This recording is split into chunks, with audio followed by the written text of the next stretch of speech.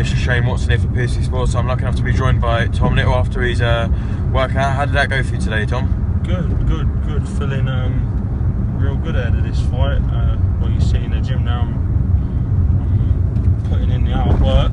Just saw a big countdown now. Last bits of preparation. How are you feeling ahead of fight night? So confident. It's unbelievable.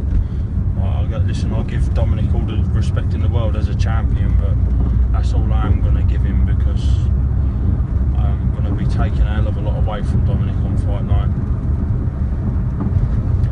It's not good to look past opponents, everybody knows, but if you do get past Dominic Akinlade, what's next for you in boxing? Do you know what? I'd like to fight for the English, which would obviously be a step towards British title honours, which there's a couple of fights there for the English title. There's Dave Allen there. There's a few names there. But listen, this ain't personal against them boys. It's just business. But yeah, that's the route that I'm looking. Obviously, you've got Joshua against Breazeale tonight. As a fellow British heavyweight, how do you see that fight going?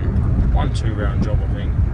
So listen, personally myself, I'd love to see Breazeale knock him cold spark out, just to expose him. But do you know what? I'm gonna say something now, right? I ain't got a problem with Anthony Joshua. People think that it ain't that I hate him as a person or anything like that. It's just when you see people spoon-fed stuff. Like, he's been spoon-fed a world title. But you tell me anyone that's been given a world title that easy, yeah? So that's insane, isn't it? Like, he's like the golden cow. Like, do you know what I mean? And that's when you got other heavyweights that are like, listen, every bit as talented as him, and they're slugging on small shows, and they don't get, like, listen, there's me and Dominic, right?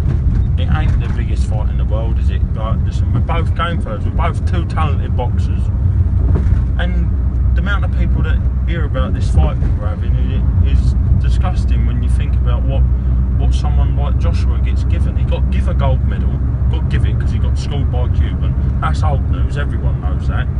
And it's just like, the boy can't go wrong. I do believe if he got shot in the face, he'd probably live and earn money out of it. It's fucking disgusting. So yeah, I've got zero interest in Anthony Joshua, because, you know, it's just one of them things. He can't do no wrong, can he? So what do you think about the Tyson Fury put out against Vladimir Klitschko? Do you think that fight will still go ahead, even though they're talking about a day in October? I think the date in October will be more likely. It will be put back. But listen, it's only the same thing as what Vladimir done to him, so they can't complain too much about it, can they? I look to see Tyson knock him out. I look to see Tyson. I said before, when they said, I said Tyson had beat him the first time, and I do. Listen, Vladimir got to let go. He's got to let his shots go. Now, you can't be careful and let go at the same time. So obviously, when you let go and load up, you leave yourself open. You leave yourself open with Tyson, you stand a very good chance of getting caught. So to me, it's a no-brainer. I reckon if Vladimir comes out how he says he's going to come out, he's going to get carried out.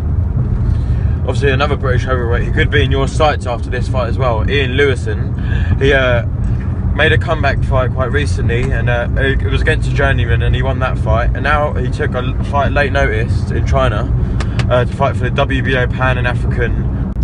He then won that fight by KO in the second round.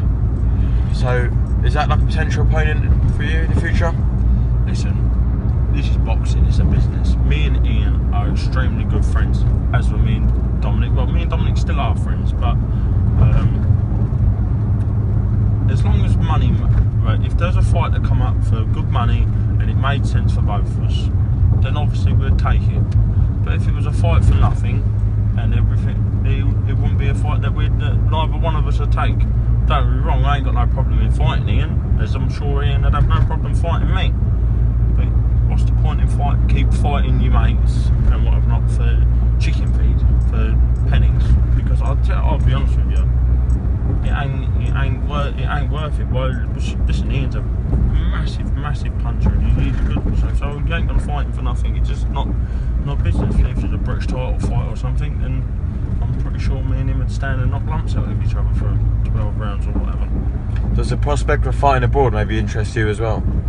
I'll fight anywhere. I'll fight anywhere, honestly. Listen, if the right fight come up, I'll pull up alongside this road, jump out and have a fight. Won't bother me. Where is irrelevant. I would like to, listen, it's nice to, it'd be lovely to travel the world doing what you do, but there's no place like home. Obviously, if you want to win a title, I want to win a title in England. Do you know what I mean? If I'm at domestic level, so I want my big fights to be at home. Do you know what I mean? I want to build my base. I'm getting quite a nice following now.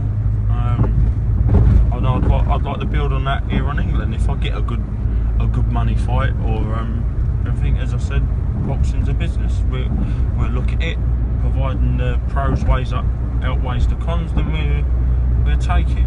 But that there is not just down to me, it's down to management as well, isn't it? So yeah.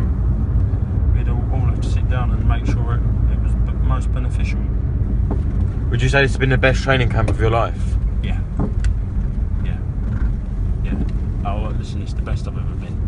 I've never been over to do what I do. Listen, the only